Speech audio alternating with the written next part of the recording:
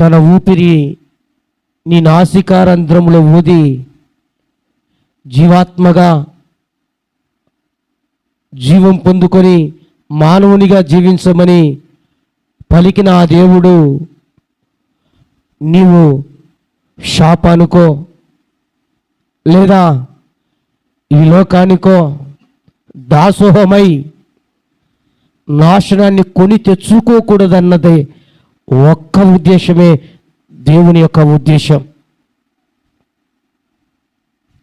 నీవు నీ కుటుంబం బాగుపడాలని, నీవు నీ కుటుంబం ఆశీర్వదించబడాలని, నీవు నీ కుటుంబం దీవించబడాలని, నీవు నీ కుటుంబం దేవునిలో సంతోషంగా ఉండాలని, నీవు నీ కుటుంబం దేవునిలో కలకాలం ఆనందించాలన్నది దేవుని యొక్క ముఖ్య ఉద్దేశం.